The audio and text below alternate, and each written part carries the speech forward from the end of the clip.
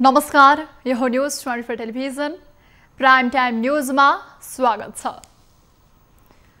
धेरैका लागि विदेश सायद पैसा फल्ने बोट हो। नेपालमा रोजगारी नहुँदा र भए पनि थोरै काम गरेर पाउने रकमले गुजारा चलाउन गाह्रो हुने भएपछि त्यही पैसा फल्ने बोट सोचेर विदेशिनीको हरेक दिन त्रिभुवन अन्तर्राष्ट्रिय विमानस्थलमा भिड हुन्छ। परिवारसँग बिछोड भए पनि पैसा कमाएर ल्याउने र परिवारलाई सुखी राख्ने कल्पनाले विदेश जाँदा सबैको अनुहार केही मलिन तर केही आशा बोकेको प्रष्ट देखिन्छ। तर यस्तै कल्पनामा डुब्नेलाई डुबाउन लागि पर्ने म्यान पावर र दलालले गन्तव्य भन्दा अन्तै पुर्याइदिँदा हजारौं नेपालीको मन यहाँ र त्यहाँ कुडिने गर्दछ।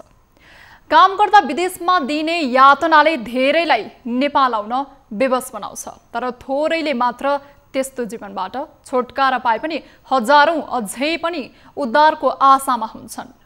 सरकारले विभिन्न मुलुकमा राखेका दूतावासले कुनै सहयोग नगर्दा धेरै सामाजिक सञ्जाल र सञ्चार माध्यममा आफ्नो व्यवस्था पोख्न पनि बाध्य हुन्छन्। यिनै बाध्यता र कल्पनामा डुबेकालाई यथार्थ देखाउन सरकार तात्नै पर्छ। नेपालमै रोजगारी सिर्जना गर्नुको विकल्प छैन। कतै दिन विदेशमा नेपालीले भोगेको पीडा सम्झिएर मन कुडाउने होइन त सरकार। अब प्राइम टाइम न्यूजका हेडलाइन्स। रोजगारीका लागि विदेशी नेपालीको त्रिभुवन अन्तर्राष्ट्रिय विमानस्थलमा लर्को, जोडनमा बन्धक बनाइएकी महिलाको उद्धार। मलाई मेन पावरले पनि धेरै यातना दिएको, किनभने मैले उहाँलाई मलाई कुट्ने गर्छ भने मेरो शरीरमा नि अझै 24 घण्टामा 2500 बढीमा कोरोना संक्रमण, उपत्यकाकै 1300, थप 17 जनाले ज्यान गुमाउँदा मृतकको संख्या 937 पुग्यो।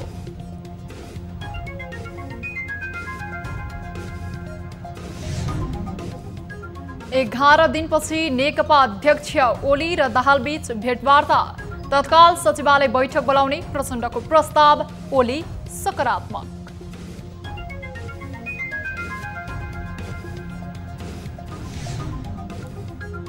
धर्म कमाउने नाममा मन्दिरमा पुग्ने दर्शनार्थी बाटै हुन्छ कुकर्म, तीर्थस्थलमा फालिने झोला र प्लास्टिकले बनाउँदैछ कुरूप।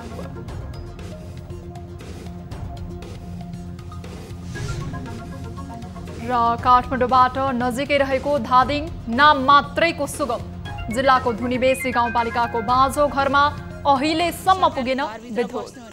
अनि हाम्रो घरमा बत्ती छैन, हामीलाई चाहिँ हरेक कुराको सुविधाबाट वञ्चित छ।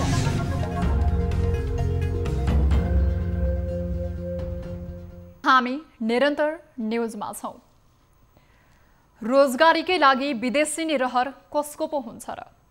आफ्नै देशमा श्रम गर्ने वातावरण बनी पीडा भोग्न को पो जान्छ र? तर नियमित हजारौं युवा खाडीदेखि विश्वका विभिन्न मुलुकहरूमा पुग्ने गरेका छन्। उनीहरू त्यहाँ भाडाका कामदार जसरी पुग्छन्।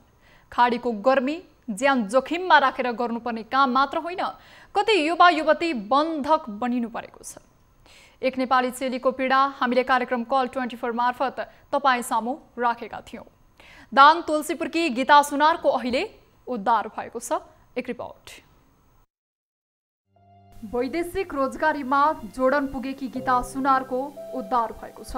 1 वर्ष अघि घरेलु कामदारका रूपमा जोडन पुगेकी दाङ तुलसीपुरकी गीता शुक्रबार साँझ स्वदेश फर्किएकी हुन्।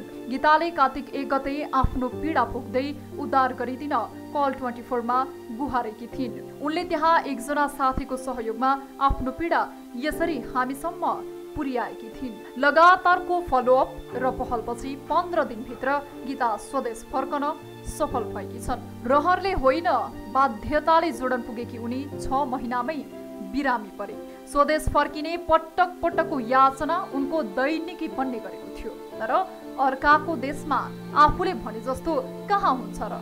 बिरामी हुँदा पनि उनले निरन्तर काम गर्नु पर्थ्यो। यति मात्र होइन, हिंसा सहेर बसिरहेकी थिइन् उनी विदेशी भूमिमा। बन्धक बनाइएकी गीताले दैनिक जसो कुटपिट सहनु पर्थ्यो। शरीरका भागमा चोटका निल्डामोस्दै अनि चिथोरिन्थ्यो शरीरका अङ्गहरू। विदेशी भूमिमा यी सब पीडा चुपचाप सहन बाध्य थिइन् यी नेपाली चेली। त्यस्तै एकदम यातना भन्दा मलाई मेन पावरले पनि धेरै यातना दिएको किनभने चाहिँ मैले उहाँलाई मलाई कुट्नी गर्छ भने मेरो शरीरमा नि अझ चोट छ तिनीहरूले मलाई यस्तै तान्दाखेरि अझै पनि मेरो चोटहरू छ। बन्धक जीवन बिताउन बाध्य गीताले जब स्वदेशी भूमिमा पाइला टेकिन् त्यसपछि उनी झनै भावुक बनिन् र आफूले भोगेका पीडा वेदना निरन्तर पोखिरहिन्। आउने बेला पनि एकदम टर्चर गर्यो, कपडाहरू सबै फालिदिएर एकदम टर्चर गरेर अनि आउने बेला नि एकदम टर्चर दिएको। अनि भएन भनेर जुन अफिसको मान्छे हुन्छ त्यो मान्छेले मसँग 80 रुपियाँ थियो उहाँको जेडी, त्यसले भनेको पैसा छ तँसँग, मैले केही खाएको थिएन। उसले मलाई 24 घन्टा भयो थियो मैले केही खाएको थिएन। अनि उसले केही छ मलाई भोक लागेछ भने उसले पैसा छ भने अनि छ भने कति छ दिए भने मैले अब आफ्नै मन जस्तो दिएँ होइन। उसले मलाई 80 जेडी लगेकोमा जम्मा मलाई 40 रुपियाँ फर्काइदियो, जम्मा 10-20 रुपियाँको सामान आउँछ है, उसले अरू पैसा उसैले लग्यो। Gita Bhairav international services centre नामक मेन पावर कम्पनीबाट जोडन पुगेकी थिइन्। उनी बिरामी भएकै कारण काम गर्न नसक्ने अवस्थामा पुगिन्। तर पनि आफूमाथि निरन्तर हिंसा हुन थालेपछि स्वदेश फर्कनका लागि लाखौं बिन्ती गर्दा पनि उल्टै मरेपछि नेपाल पठाइदिन्छु भन्ने जवाफ पाउँथिन् उनी। मैले उहाँलाई धेरै सम्पर्क गर्दा पनि उहाँले मलाई एकचोटि पनि रिप्लाई गर्नु भएन। मैले फोन गर्दा उहाँले रिप्लाई गर्नुहुन्थेन, हमेसा लाइक पठाउनुहुन्थ्यो उहाँले होइन। अहिले भर्खर मेरो यहाँ आएर फोटो खिचेर जानुभयो उहाँले। मैले भने कि फोटो नखिच्नुहोस् किन लास आएपछि खिच्नु पर्थ्यो उहाँलाई भनेको थिएँ। अनि उहाँले भोलि शनिबार छ छुट्टी छ पर्सि आउनु भन्नुभयो। मैले भने कि भोलि नै आउँदा के हुन्छ र होइन भने। 6 महिनासम्म यस्तै पीडा भोग्दै आएकी गीतालाई स्वदेश फर्कन पाउँछु भन्ने लागेकै थिएन। साथीको सहयोगमा आफ्नो पीडा मोबाइलमा रेकर्ड गर्न सफल भइन् र पठाइन्। आफ्नो पीडा कल 24 लाई उनी आफ्नो जन्मभूमि फर्कन पाइन्। म साथीभाइको सहयोगले आएको, साउदीमा हुनुहुन्छ उहाँ, मैले उहाँलाई टिकटक मार्फतबाट भेटेको। म यस्तै रुनी चिचाउने मलाई निकालिदिनु कोही हुनुहुन्छ भने उहाँले भन्ने चिन्ता नगर्नु हामी निकाल्छौँ हजुरलाई, चिन्ता नगर्नु धार्जिउनु आफ्नो शरीरको केयर गर्नु उहाँले धेरैचोटि भन्नु। उहाँले भनेको लगभग यस्तो 15-20 दिनमा मलाई तपाईँहरूसँगबाट निकाल्ने। आज म नेपालसम्म आइपुगेँ। तपाईँलाई लागेको थियो यसरी नेपाल आउँछु घर आउँछु लागेको थिएन। मैले सायद तपाईँहरूको साथ नपाए भए म जिउँदा आउँथिनँ होला सर। अहिले गीता स्वदेश फर्किएपछि उनी मात्र होइन उनका परिवार पनि खुसी भएका छन्। परिवारको भोक सबैभन्दा पीडा हो। आफूले खान नपाए वा दुःख पाए खासै फरक नपर्ला, तर आफ्ना छोराछोरीले भोकै बस्नु परे त्यो जतिको छाती पोल्ने केही हुँदैन। यो नेपाली समाजको एउटा पाटो हो। यस्तै पीडा बोकेका कति दाजुभाइ दिदीबहिनी यति बेला विभिन्न मुलुकमा काम गर्न बाध्य छन्। देशमा रोजगारी छैन, खाली खल्तीले खाली पेट भएकाहरू परिवारको छाक टार्न परदेश जान बाध्य छन्। एक रिपोर्ट। उद्योग, व्यापार, कृषि, पर्यटन, इन्फ्रास्ट्रक्चर या पूर्वाधारको विकास, आईटी सेक्टर, सञ्चार जगत, विभिन्न क्षेत्रमा रोजगारीका अवसरहरू सिर्जना गर्ने प्रधानमन्त्री रोजगार कार्यक्रम सुरु गर्दै केपी शर्मा ओलीले दिएको अभिव्यक्ति हो यो। उनको यो अभिव्यक्ति आएको 2 वर्ष पुग्नै लाग्यो, तर विदेशी नवाद्य युवाको लस्कर कम भएको छैन। यो दृश्य त्रिभुवन अन्तर्राष्ट्रिय विमानस्थलको हो। यी अबोध नानी जस्तै धेरै नानीहरूका आफन्त यसरी नै धन कमाउन विदेशिएका छन्। आफ्नो परिवारसँगै बस्ने रहन कसलाई हुँदैन र, तर परिवारको आवश्यकताको अघि आफन्त, चाडपर्व, रोग शोक भन्दा पनि जिम्मेवारी ठुलो हुँदो रहेछ।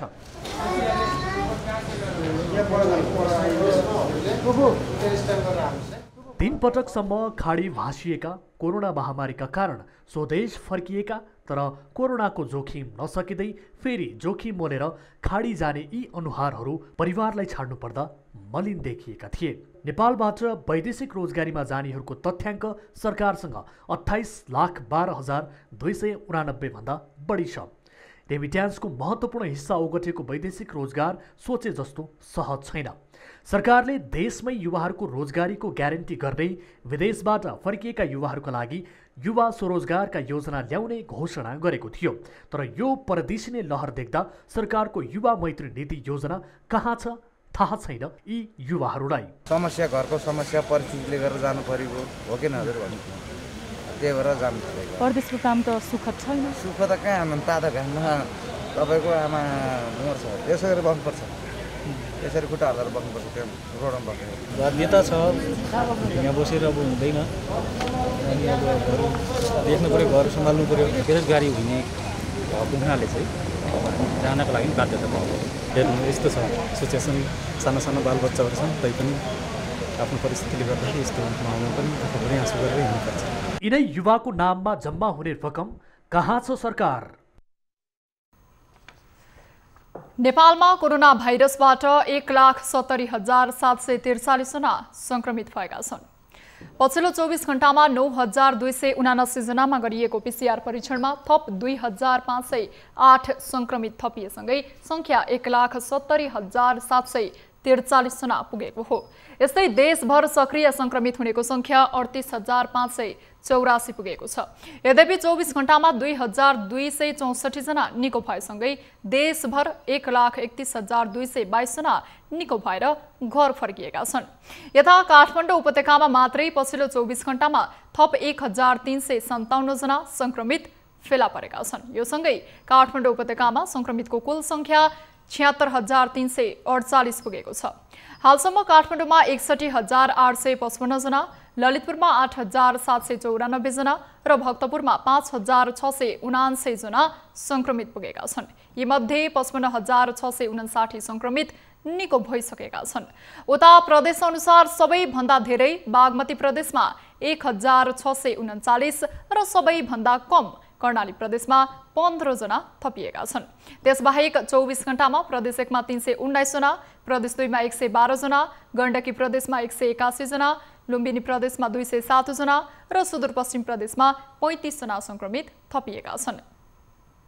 यस्तै पछिल्लो 24 घण्टामा थप 17 जना कोरोना भाइरसका संक्रमितले ज्यान गुमाएसँगै संक्रमितको मृत्युको संख्या 937 पुगेको छ। 24 घण्टामा बागमती प्रदेशमा 12 जना, गण्डकी प्रदेशमा 2 जना, प्रदेश 1, लुम्बिनी प्रदेशमा र कर्णाली प्रदेशमा 1-1 जना संक्रमित थपिएका छन्। मन्त्रालयको विवरण अनुसार सबैभन्दा धेरै 459 जनाको मृत्यु बागमती प्रदेशमा भएको छ भने सबैभन्दा कम कर्णाली प्रदेशमा 11 जनाको मृत्यु भएको छ। यी बाहेक प्रदेश 1 मा 116 जना, प्रदेश 2 मा 157 जना, गण्डकी प्रदेशमा 50 जना, लुम्बिनी प्रदेशमा 127 जना र सुदूरपश्चिम प्रदेशमा 17 जनाले ज्यान गुमाएका छन्। यसैगरी क्वारेन्टिनमा रहनेको संख्या 2,410 छ। त्यस्तै संस्थागत र होम आइसोलेसनमा रहनेको संख्या 38,584 छ। हालसम्म देशभर कुल 14,43,343 जनाको पीसीआर परीक्षण भएको छ। प्रदेश 1 सरकारले विराटनगर स्थित कोभिड-19 उपचार केन्द्रमा थप 200 बेडको अस्पताल निर्माण सुरु गरेको छ। स्थानीय नागरिक समाज, विराटनगर महानगरपालिका र प्रदेश सरकारको साझेदारीमा अक्सिजन सहितको 100 बेड साथै आइसियु र भेन्टिलेटर सहितको 100 गरी जम्मा 200 बेडको अस्पताल निर्माण सुरु गरिएको हो। निर्माण गरिने उक्त अस्पतालमा संक्रमितको उपचार निःशुल्क हुनेछ। दैनिक जसो कोरोना संक्रमितहरू बढ्न थालेपछि र निजी अस्पतालहरूले मनपरी शुल्क लिएर उपचार गर्न थालेपछि प्रदेश 1 सरकारले कोभिड-19 उपचार केन्द्रमा थप सेवा उपलब्ध गराउनको लागि अस्पताल निर्माण सुरु गरेको छ। प्रदेश सरकार, स्थानीय सरकार र नागरिक समाजको लगानीमा 200 बेडको अक्सिजन सहितको अस्पताल सुरु गरिएको प्रदेश 1 सरकारले जानकारी दिएको छ। अक्सिजन, आइसियु र भेन्टिलेटर सहितको 200 बेडको अस्पताल तयार गर्नको लागि प्रदेश सरकारले सुरु गरेको छ। यहाँ खास गरिकन एसडियु सेवा भनेको यो ब्लकमा सबै बेडमा चाहिँ अक्सिजन सेवा सहितको सुविधा उपलब्ध हुन्छ र 100 बेडको क्षमता रहनेछ र हाम्रो प्रयास चाहिँ यो आउने तिहारभन्दा अगावै सञ्चालनमा ल्याउने तयारी गरिरहेका छौँ। धेरै शुल्क तिरेर निजी अस्पतालमा उपचार गराउन नसकेर घर घरमै कोरोना संक्रमितहरूको मृत्यु हुनु परेको हुनाले गर्दा नागरिक समाज र स्थानीय तहको सहयोगले पनि यो अस्पताल सुरु गरिएको उनीहरूले बताएका छन्। साझेदारीमा नागरिक समाज, महानगरपालिका, प्रदेश सरकारको साझेदारीमा हामीले अहिले 100 बेडको अक्सिजन बेड प्लस चाहिँ एसी सहितको चाहिँ सुविधा सम्पन्न एचडियु 25 वटा बाँकी जेनरल अक्सिजन बेडको तयारी गर्दैछौँ। यो चाहिँ हामी सबैको साझेदारीमा यो बन्दैछ। त्यसमा महानगरपालिकाको स्थानीय पालिकाहरूको त्यसरी प्रदेश सरकारको सहयोगसहित र नागरिक समाजको उद्योगिक व्यवसायको सहयोगसहित यो बन्दैछ। नागरिक जनधनको नुकसान नहोस्, आपद विपदको बेलामा यो संस्था लङ टर्म काम गरोस्। यो कोभिडको एउटा हामीले पहिलो योजना यो हातमा लिएका छौँ नागरिक स्तरबाट। अहिले जुन भयावह रूपमा बढिरहेको छ त्यसले गर्दाखेरि हामी यसमा सहकार गरेर भने यो काम जुन 6 महिनामा हुने काम हामी 1.5 महिनामै कम्प्लिट गर्छौँ भन्ने हाम्रो सोच छ। नागरिक समाज सहितको छुट्टै एउटा समिति तयार गरेर यो अस्पताल सञ्चालनमा ल्याउन लागि प्रदेश सरकारले जानकारी दिएको छ। न्युज 24 टेलिभिजनका लागि तारा आचार्य, विराटनगर। नेकपा अध्यक्ष पुष्पकमल दाहालले सचिवालय बैठक बोलाउने प्रस्ताव अघि सार्नु भएको छ। झण्डै 11 दिनपछि अध्यक्ष द्वै ओली र दाहाल बीच भएको भेटवार्तामा अध्यक्ष दाहालले सचिवालय बैठक बोलाउन प्रस्ताव गर्नुभएको हो। भारतीय खुफिया एजेन्सी रका प्रमुख सामन्त कुमार गोयलको नेपाल भ्रमण, कर्णाली प्रदेशको विवाद, पर्सा घटना लगायतका विषयमा सचिवालयमा छलफल गर्न प्रस्ताव गर्नुभएको बताइएको छ। यसमा प्रधानमन्त्री सकारात्मक रहेको बुझिएको छ। यद्यपि बैठकको मिति भने तय भएको छैन। पार्टीभित्र बढ्दो विवादका बीच अध्यक्ष द्वैबीच कार्तिक 4 गते यता कुनै छलफल भएको थिएन। छलफल नभएपछि दाहाललाई फकाउन भन्दै ओली निकट मन्त्री र नेताहरू खुमलटार पुगेका थिए। केही दिनदेखिको दौडधुपपछि बल्ल आज दुवै बीच भेट भएको हो। मन्त्री परिषद पुनर्गठन, राजदूतहरूको सिफारिस, माओवादी कोटाबाट कर्णालीका मुख्यमन्त्री बनेका महेन्द्र बहादुर शाही विरुद्ध अविश्वास प्रस्ताव तयार लगायत निर्णयबाट दाहाल ओलीसँग रोष्ट बनेका थिए। बालोटार पुग्नुअघि दाहाल र नेकपाका वरिष्ठ नेता माधव कुमार नेपालसँग पनि भेटवार्ता भएको थियो। पटक पटक बन्द हुँदै खुल्दै गरेको नेपाल चीन बीचको उत्तरी नाका तातोपानीबाट स्वास्थ्य मापदण्ड सहित पुनः सामान आयात हुन थालेको छ। कोरोना महामारीबाट फैलिएको त्रासलाई कम गर्दै नाकामा उच्च सावधानी अपनाउँदै चिनिया व्यापारीले अलपत्र परेको नेपाली व्यवसायीहरूको सामान नेपाल पठाउन थालेका छन्। एक रिपोर्ट। सिन्धुपाल्चोकको तातोपानी नाका भूकम्पपछि लामो समय बन्द भएर खुलेको केही समयमा नै बाढीका कारण बन्द भयो। पछिल्लो पटक गत असोज 18 गतेबाट सञ्चालन भएको नाका नेपाली श्रमिकमा कोरोना संक्रमण देखिएपछि भोलिपल्ट पुनः बन्द भएको थियो। तर केही दिन अघि मात्रै पुनः सञ्चालनमा आएको नाका बन्द रहेको नेपाल चीन उत्तरी नाकाबाट बिहिबार चिनिया सामान नेपाल भित्रिएको छ। नाकामा नयाँ मोडालिटीबाट सामान आयात भइरहेको छ। श्रमिकलाई स्वास्थ्य मापदण्ड सहित आइसोलेटेड क्षेत्रमा सामान लोड अनलोड गर्ने गरिएको तातोपानी भन्सार सुक्खा बन्दरगाह कार्यालयले जनाएको छ। डेडिकेटेड आइसोलेटेड अपरेसन एरिया बनाइएको छ जसमा पूर्ण रूपले त्यसमा कोही पनि मान्छे जान नसक्ने गरी छुट्याइएको छ। र त्यो ठाउँ अपरेसन एरियाको लागि भनेको चिनिया कन्टेनरहरू त्यहाँ आएर पार्क हुने र नेपाली कन्टेनरहरू पार्क भएर उहाँहरू आफ्नो उसमा पुल पारी चीनतर्फ जाने र उहाँहरू गइसकेपछि हाम्रो नेपाली ड्राइभर र लेबरहरूले हाम्रो कन्टेनर लगेर त्यसको सामानहरू चाहिँ लोड अनलोड गरेर अनि त्यसबाट ल्याउने। पहिलो चरणमा स्याउ, रेडिमेड कपडा लगायतको सामग्री आयात भइरहेको छ। अहिले नेपाली कन्टेनर मितेरी पुल पारी नगई चिनिया गाडी नै मितेरी पुल वारीसम्म आउने गरेका छन्। कोरोना भाइरसको संक्रमण फैलिन नदिन दुवै पक्षबाट सजगताको लागि नयाँ मोडालिटी तयार गरिएको छ। लामो समय नाका सञ्चालन नहुँदा स्याउ लगायतका खाद्य सामग्री आयात गर्ने व्यापारी मर्कामा परेका थिए। खुल्ने बन्द गर्ने खुल्ने बन्द गर्दा चाहिँ व्यापारीलाई धेरै मार्का परेछ। सिजनको सामान पुगेको छैन है, अनि कोही नै सामानहरूमा धेरै घाटा परेछ, धेरै फाल्नु पर्यो। नाका सञ्चालनमा आउँदा स्थानीय बासिन्दालाई समेत रोजगारीको अवसर सृजना हुने भएकोले नाका निरन्तर खुल्नुपर्ने श्रमिकको माग छ। सामान ओसार पसार गर्दा स्वास्थ्यमा सचेत भई काम गर्ने गरेको सवारी चालकको भनाइ छ। हामी यताबाट हामीले सबै मिलाएको अनुसारले हामी काम गर्नु जाने सबैको तीनटा टिममा चाहिँ विभाजित भएको छौँ र 3 जना चाहिँ 10 जनाको टिम बनाएर सबैजना एक आपससँग टच नहुने, अनि त्यहाँ काम गर्दाखेरि पनि सबै अब स्वास्थ्यहरू सावधानीहरू अपनाएरै सबैले मास्क लगाएर ग्लोभ्स लगाएर अनिवार्य रूपले सेनिटाइजर सबैको प्रयोग गरेर एकदम नै सेफ्टीका साथ हामी काम गरिरहेका छौँ। नेपाली गाडी र चालक चिनिया क्षेत्रमा प्रवेश गर्नु नपर्ने भएका कारण अहिले दैनिक 4 देखि 6 वटा नेपाली कन्टेनर बराबरको सामान आयात भइरहेको छ। नाका निरन्तर सञ्चालन भएमा व्यापारी, यातायात व्यवसायी र श्रमिकलाई समेत टेवा पुग्ने देखिन्छ। सिन्धुपाल्चोकबाट टिभी जर्नलिस्ट विदुर गिरीको रिपोर्ट। महानगरीय ट्राफिक प्रहरी महाशाखाले यात्रुवाहक सवारी साधनमा भाडा दरको विवरण नटाँसी यात्रुसँग बढी भाडा लिने सवारी साधनलाई कारबाही गर्ने भएको छ। महाशाखाले काठमाडौँ उपत्यकाका सबै सार्वजनिक सवारी साधनहरूमा भाडा दरको विवरण टाँस्नुपर्ने र भाडा दरको विवरण नटाँसी यात्रुसँग बढी भाडा असुन्ने यातायातहरूलाई कारबाही गर्ने जनाएको हो। प्रहरीले शुक्रबारदेखि नै अभियानकै रूपमा सवारी साधनमा भाडा दरको विवरण समेत टाँसिदिएका छन्। सार्वजनिक सवारी साधनले नियम विपरीत चर्को भाडा लिने गरेको गुनासो व्यवस्थापन गर्न तथा यात्रुलाई आफ्नो गन्तव्यसम्मको भाडा दर सजिलै थाहा पाई ठगिनबाट रोक्नका लागि यात्रुले देखिने भाडा दरको लिस्ट सवारीमा अनिवार्य राख्न कडाई गरेको ट्राफिक प्रहरी महाशाखाका प्रमुख एसएसपी भीमप्रसाद ढकालले बताउनुभयो। त्यो साधनको चाहिँ ढोकैमा सबैले देख्ने ठाउँमा भाडा दर टाँस्ने अभियान सुरु गरेका छौँ र हिजो मात्रै हामीले 400+ सवारी साधनहरूमा भाडा दर टाँस गरेका छौँ र आज थप सवारी साधनमा पनि टाँस गर्छौँ र सम्बन्धित गाडी ओनरहरूलाई, चालकहरूलाई हामीले विनम्रताका साथ भनेका छौँ कि त्यो भाडा लिस्ट जुन छ त्यो बमोजिम मात्रै भाडा लिनु होला। यदि त्योभन्दा ज्यादा लिनु भने तपाईँलाई कानुनी दायरामा हामी ल्याउँछौँ। यात्रुवाहक सवारी साधनले तोकेको भन्दा बढी भाडा लिने, आरक्षण सीट नराख्ने र राखे पनि कार्यान्वयन नगर्ने, क्षमताभन्दा बढी यात्रु राख्ने र ट्राफिक नियम उल्लङ्घन गर्ने गरेको भन्दै काठमाडौँ उपत्यकामा कडा निगरानी तथा चेक जाँच गरिरहेको छ। सडक र सवारी प्रयोगकर्ताहरूलाई कुनै पनि समस्या परेमा वा यात्राको क्रममा कुनै जानकारी लिनु परेमा ट्राफिक प्रहरीको हटलाइन नम्बर 103 मा फोन गर्न पनि महाशाखाले अनुरोध गरेको छ।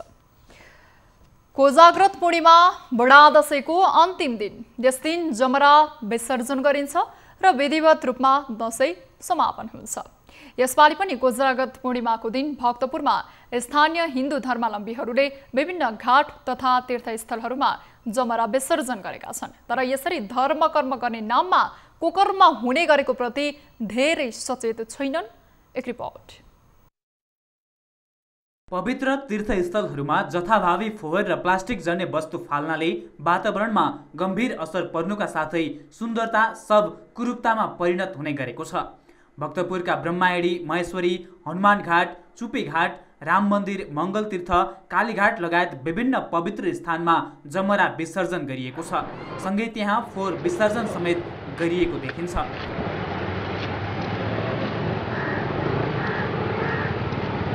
यस्ता धार्मिक काम गर्ने सिलसिलामा जानी र नजानी नदीमा फोहोर गर्ने गरिएको छ। बिहानदेखि जमरा विसर्जन गर्न आउनेहरूले पवित्र तीर्थस्थल तथा घाटहरूमा नकुहिने प्लास्टिकका झोलाहरू जथाभावी फालेर फोहोर बनाएका छन्।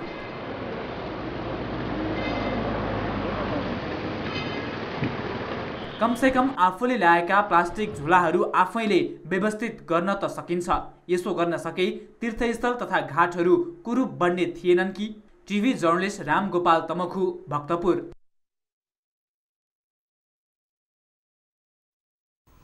न्युजहरू अझै बाँकी नै छन्, अहिलेलाई ब्रेक।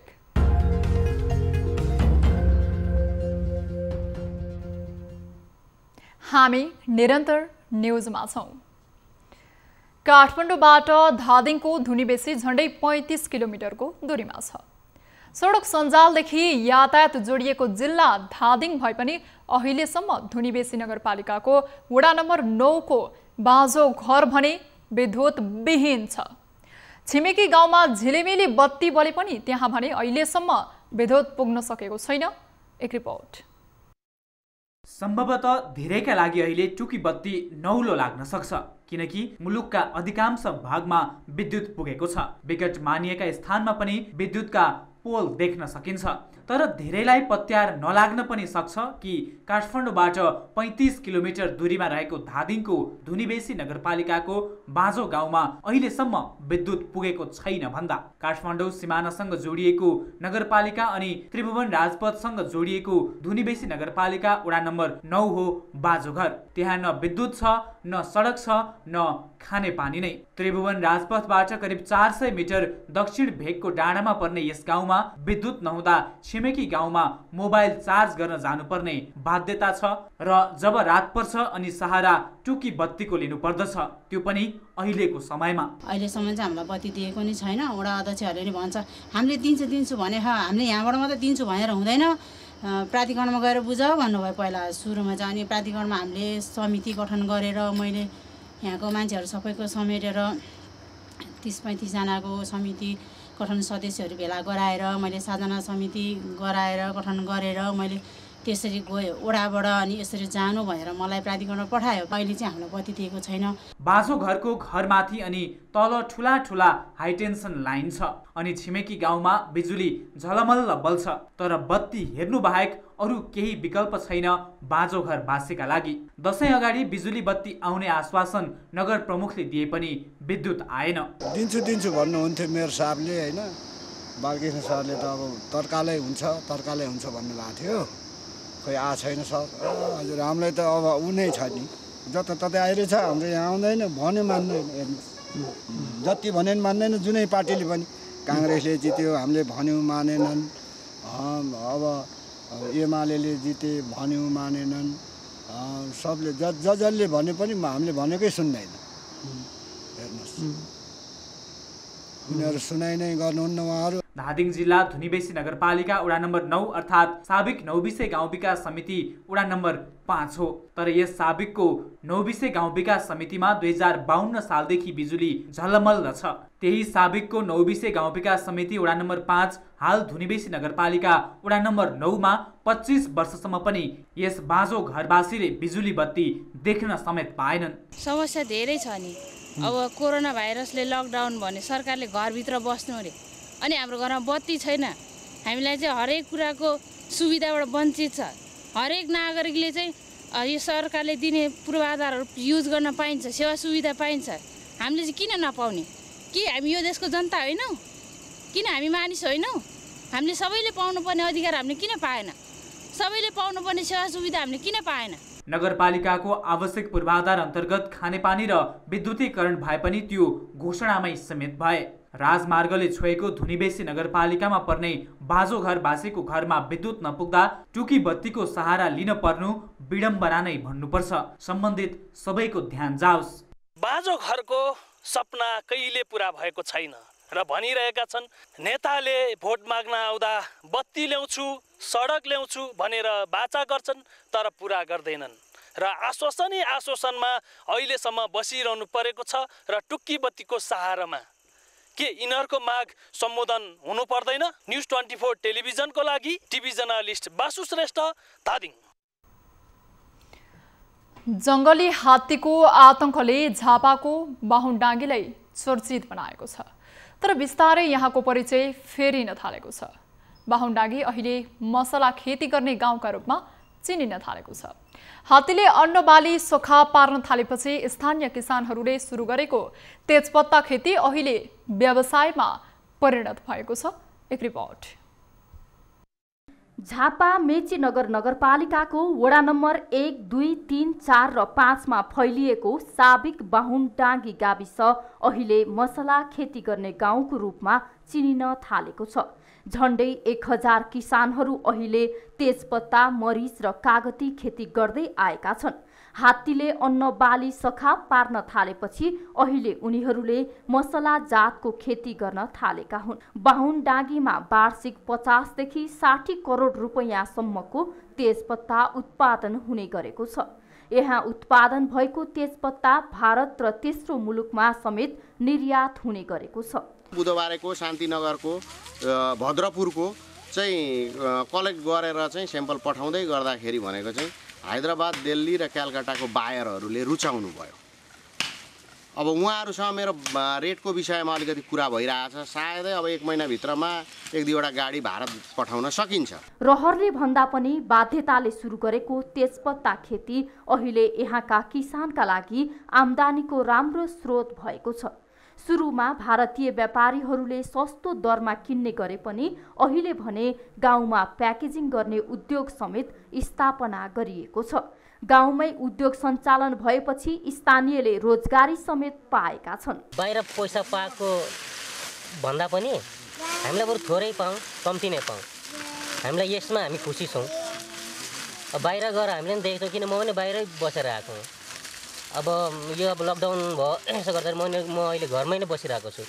तर त्यो बाहिर हामीले 20,000 थाप्यौँ भने हामीले यिनै 10,000 थापेको, यही नै मलाई एकदम बेस्ट लाग्छ सर। टाढो जानु परेन।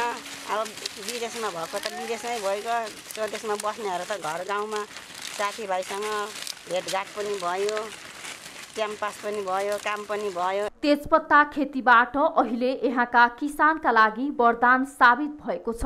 तर पछिल्लो समय कोरोना भाइरसको संक्रमणपछि अन्तर्राष्ट्रिय सीमा नाका बन्द हुँदा बजारीकरणमा भने समस्या भएको छ। झापाबाट टिभी जर्नलिस्ट राजु पौडेलको रिपोर्ट। सीएनएनले घुम्नै पर्ने स्थानको रूपमा सूचीकृत गरेपछि चर्चामा आएको मोरङको साँगुरीगढी गाउँपालिका 6 मा रहेको नाम्जे यति बेला सुनसान बनेको छ। कोरोनाका कारण यति बेला नाम्जेका होमस्टे तथा होटल सुनसान बनेका हुन्। नेपाल, भारत, बंगलादेश लगायतका मुलुकबाट आउने आन्तरिक तथा बाहिर पर्यटकहरू कोरोना सन्तासका कारण नआउँदा सुन्दर नाम्जेका व्यवसायी मारमा परेका छन्।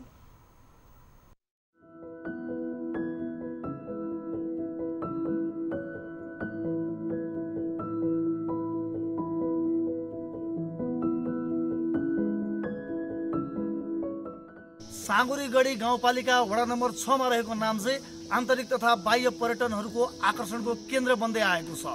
नेपाल, भारत, बंगलादेश लगायतका छिमेकी राष्ट्रहरूबाट यहाँ बास बस्नका लागि ठूलो मात्रामा आन्तरिक तथा बाह्य पर्यटकहरू घुइँचो लाग्ने गर्दथे।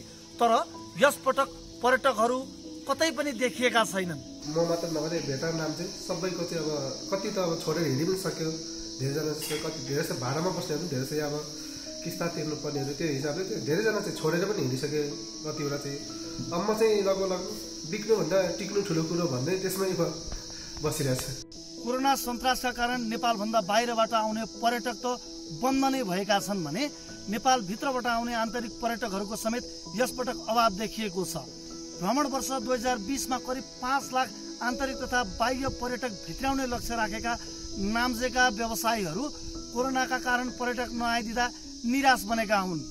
कामफेक, थोङ्की, नाम्जे होमस्टे र होटल लगायत सम्पूर्ण हामी होटल व्यवसायसँग र होमस्टे व्यवसायसँगहरूलाई अहिले गाह्रो भएको छ। जस्तो यो कोभिड-19 कोरोनाले गर्दा अहिले एकदम तनावग्रस्त भएको छ। कतिपय साथीहरूले रेन्टमा बस्नुभएको साथीहरूले होटल बेचेर पनि गइसक्नु भएको छ नि, कतिपयले अब हात उठाउन मात्रै नसकेर बाध्यताले बस्नु भएको छ। करिब 1585 मिटर उचाइमा रहेको नाम्जे मगर जातिहरूको बाहुल्यता भएको स्थान हो। 95% मगर जातिहरू बसोबास गर्ने नाम्जेमा स्थानीय धर्म, भाषा, संस्कृतिको प्रवर्धन गर्ने र स्थानीय उत्पादनको बजारीकरण गर्ने उद्देश्यका साथ सञ्चालनमा रहेका होमस्टे र होटल व्यवसायहरू यसपटक कोरोना कहरका कारण पर्यटक नआइदिँदा सुनसान बनेका छन्। न्युज 24 टेलिभिजनका लागि टिभी जर्नलिस्ट धीरज दाहाल, धनकुटा नगरपालिका, साँगुरीगढी, नाम्जे।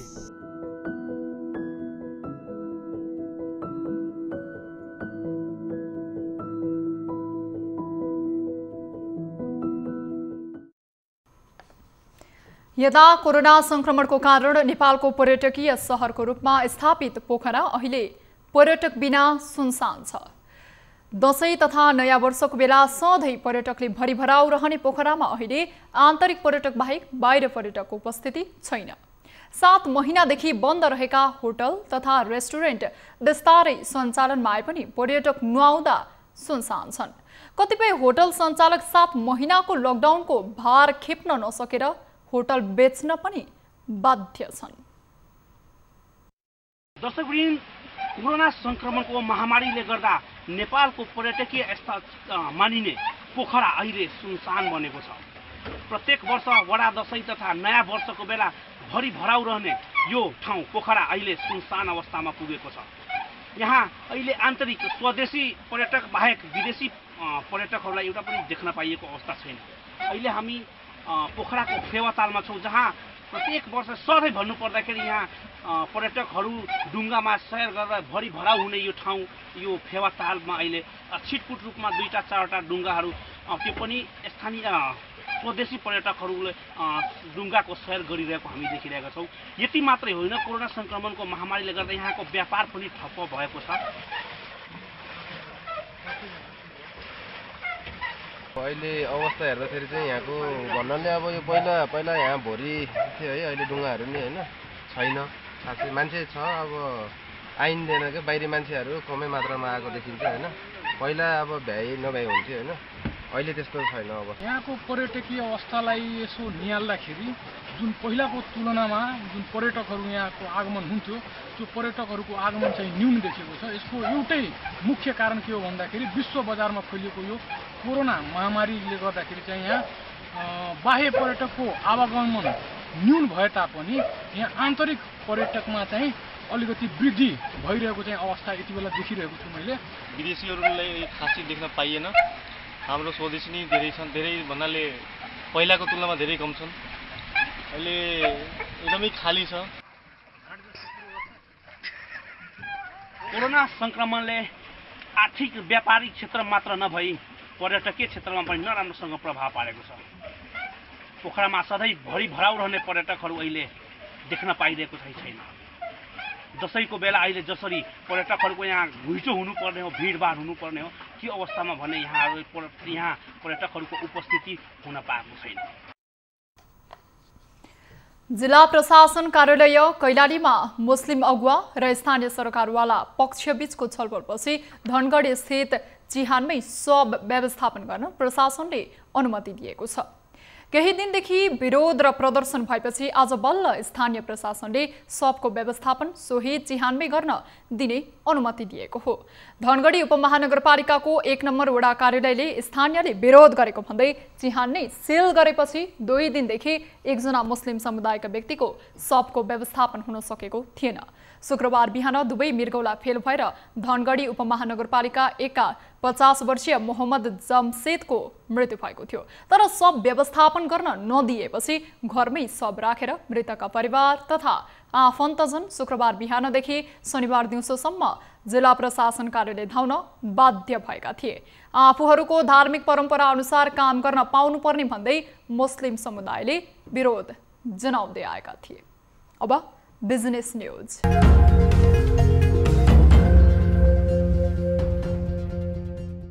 बजारमा सयपत्री फूलको मागमा कमी र स्वदेशी उत्पादन राम्रो रहेकाले यस वर्षको तिहारमा छिमेकी मुलुक भारतबाट फूल आयात नहुने भएको छ। गत वर्ष तिहारमा 25 लाख सयपत्री माला खपत भएको थियो। यस वर्ष भने बजारमा 15 लाख मात्र मालाको माग छ। माग अनुरूप उत्पादन भएकाले आयातित फूलको आवश्यक नहुने बताइएको छ। तिहारमा प्रयोग हुने सयपत्री, मखमली र गोदावरी फूलमध्ये सयपत्री मात्रै भारतबाट ल्याउने गरिएको थियो। गत वर्षको तिहारमा 25 लाख माला खपत हुँदा 3 लाख माला भारतबाट ल्याइएको थियो। विश्वभरि फैलिएको कोरोना भाइरसका कारण यसअघि फूलले बजार नपाए पनि तिहारमा भने स्वदेशी उत्पादनले नै धान्य छ। स्थानीय फूल फुलिरहेका छन्, ती सबै फूल तिहारका लागि प्रयोग हुन्छ। अघिल्ला वर्षको तुलनामा यस वर्षको तिहारमा उपभोक्ताले केही बढी मूल्य तिर्नुपर्छ। एउटा सयपत्री मालाको मूल्य 60 देखि 70 रुपैयाँसम्म तिर्नुपर्ने हुन्छ। गत वर्ष 50 देखि 60 रुपैयाँ बढी मूल्यमा माला किन्नुपर्ने अवस्था नभएको एसोसिएसनका अध्यक्ष श्रेष्ठले बताए। प्रत्येक वर्ष 10 देखि 15% स्वदेशी फूल उत्पादनमा वृद्धि हुने गरेको छ। विगतका वर्षमा जस्तै यस वर्ष पनि काठमाडौँ उपत्यकामा नै सबैभन्दा बढी 60% मालाको माग छ।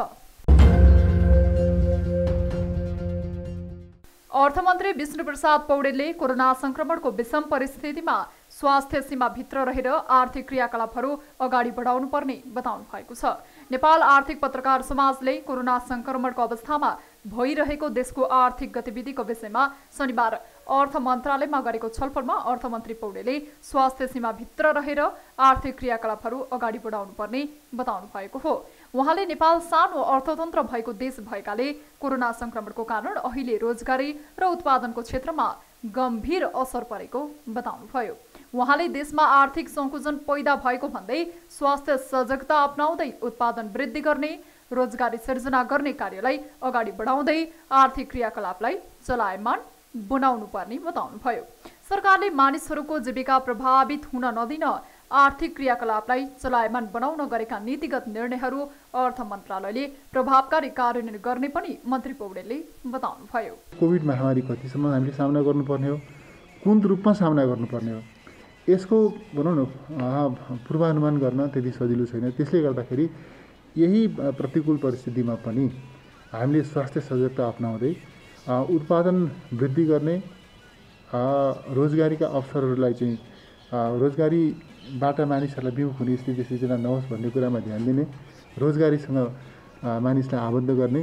छलफलमा सहभागी आर्थिक पत्रकारहरूले अर्थमन्त्री पौडेललाई कोरोना संक्रमणको अवस्थामा पनि आर्थिक गतिविधिलाई चलायमान बनाउन मन्त्रालयले योजनाका साथ काम गर्नुपर्ने सुझाव दिएका थिए।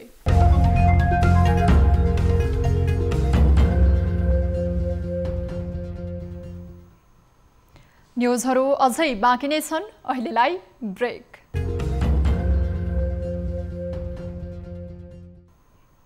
हामी निरन्तर न्युजमा छौं। अब स्पोर्ट्स न्युज।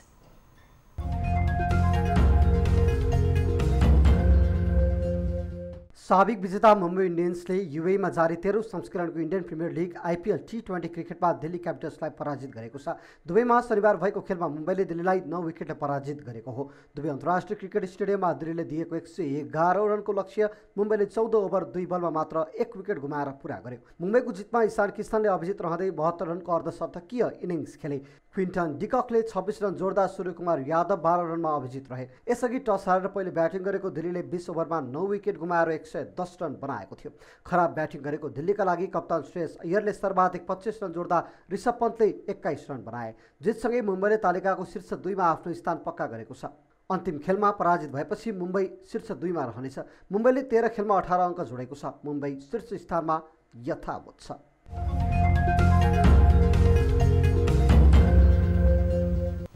अब प्रशान्त ठाकुरका साथमा फटाफट न्युज।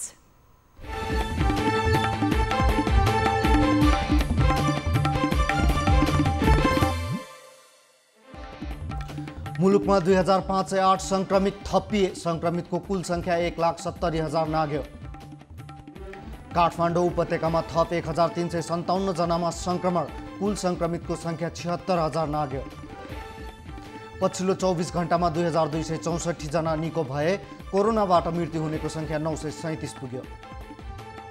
11 दिनपछि नेकपा अध्यक्ष पुष्पकमल दाहाल र केपी शर्मा ओलीबीच भेटवार्ता। तत्काल सचिवालय बैठक बोलाउन प्रचण्डको प्रस्ताव।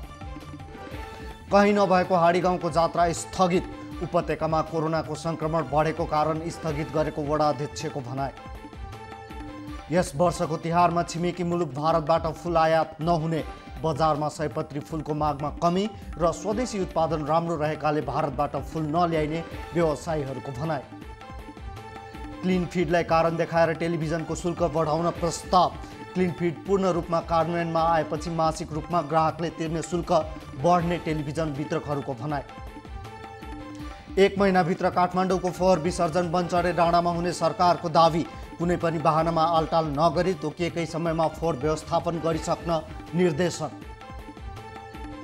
जसपा सांसद अनिल झामाथि विदेशिएका युवाहरूको श्रीमतीलाई होच्याएको आरोप।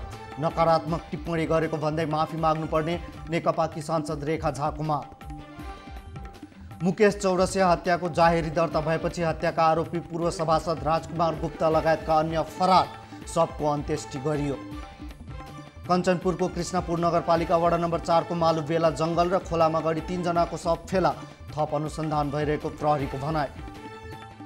काठमाडौँ उपत्यकामा बन्दाबन्दी अगाडिको भाडा दर कायम गर्न ट्राफिक प्रहरी सक्रिय। बढी भाडा लिए 5000 जरिवाना गरिने। धरान स्थित बीपी कोइराला स्वास्थ्य विज्ञान प्रतिष्ठानले कोभिड अस्पतालमा थप मेडिकल उपकरण जडान। थप 10 बेड आइसियु भेन्टिलेटर विस्तार। महोत्तरीका बाँसघारीमा जुवा खेलिरहेका 3 जना पक्राउ। 3 लाख नगद बरामद। काठमाडौँको गोङ्गबुबाट अवैध लागु औषध गाँजासहित 8 जना पक्राउ, 10 किलो अवैध लागु औषध गाँजा बरामद। सुनसरी प्रहरीको लागु औषध विरुद्धको स्वीप अपरेसनमा 28 जना पक्राउ, पक्राउ पर्नेमा लागु औषधका मुख्य कारोबारी र गिरोहमा आबद्ध व्यक्तिहरू। जुम्लाको हिमा गाउँपालिकाद्वारा डिजिटल एकीकृत सम्पत्ति कर प्रणाली सुरु, चुहावट नहुने र आर्थिक पारदर्शी हुने विश्वास। जिल्ला प्रशासन कार्यालय कैलालीले धनगढीका मुस्लिम समुदायलाई कब्रिस्तानमै अन्तिम संस्कार गरी शव व्यवस्थापन गर्न अनुमति दियो। 2 दिनदेखि घरमै रहेको शवको व्यवस्थापन गरियो। सौराहामा अपेक्षाभन्दा बढी पर्यटकको चहल पहल, व्यवसायीहरू उत्साहित। अजरबैजानमा अर्मेनियाको हवाई आक्रमणमा परि 9 बालबालिकाको मृत्यु, विवादास्पद क्षेत्र नार्गोनो काराबाखमा द्वन्द्व जारी। टर्की र ग्रिसको सीमावर्ती क्षेत्रमा शक्तिशाली भूकम्प, कम्तीमा 22 जनाको मृत्यु। जर्मनीमा कोरोना संक्रमितको संख्या 5 लाख नाग्यो, मृत्यु हुनेको संख्या पनि 10,000 भन्दा बढी। भारतको दिल्लीमा एकै दिनमा अहिलेसम्मकै सबैभन्दा उच्च संक्रमण, 6,500 को मृत्यु। र जर्मन बुन्डेसलिगा फुटबलमा आज विभिन्न 5 खेलहरू हुँदै साबिक विजेता Bayern Munich, Borussia Dortmund, RB Leipzig लगायतका क्लबले प्रतिस्पर्धा गर्ने।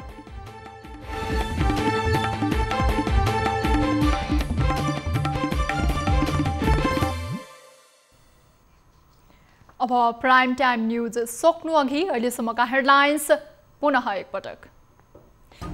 रोजगारीका लागि विदेश हिँड्ने नेपालीको त्रिभुवन अन्तर्राष्ट्रिय विमानस्थलमा लर्को, जोडनमा बन्धक बनाइएकी महिलाको उद्धार।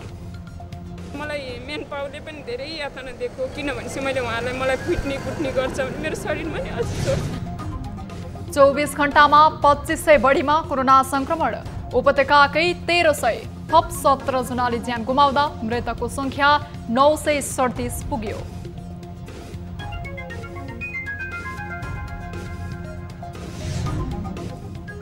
एघार दिनपछि नेकपा अध्यक्ष ओली र दाहालबीच भेटवार्ता, तत्काल सचिवालय बैठक बोलाउने प्रचण्डको प्रस्ताव, ओली सकारात्मक।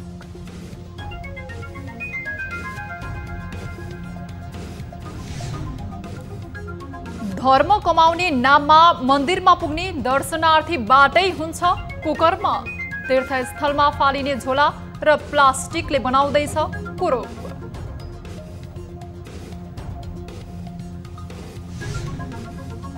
र काठमाडौँबाट नजिकै रहेको धादिङ नाम मात्रैको सुगम, जिल्लाको धुनीबेसी गाउँपालिकाको बाँझो घरमा अहिलेसम्म पुगेन विद्युत। अनि हाम्रो घरमा बत्ती छैन, हामीलाई चाहिँ हरेक कुराको सुविधाबाट वञ्चित छ।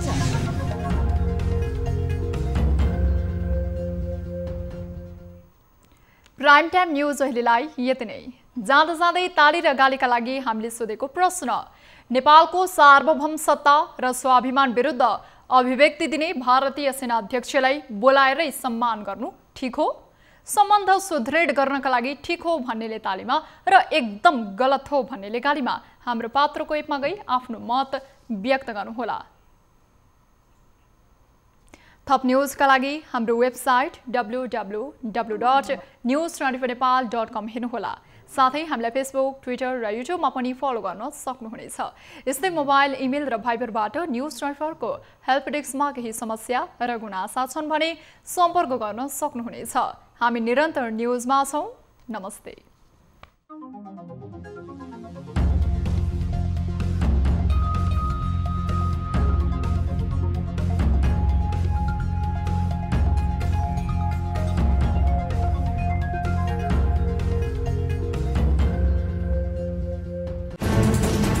कोरोनाले सृजना गरेको संकटमा पल पलका न्यूज अपडेट र हर क्षेत्रको कभरेजका लागि न्यूज 24 नेपाल युट्युब च्यानललाई सब्स्क्राइब गर्नुहोला।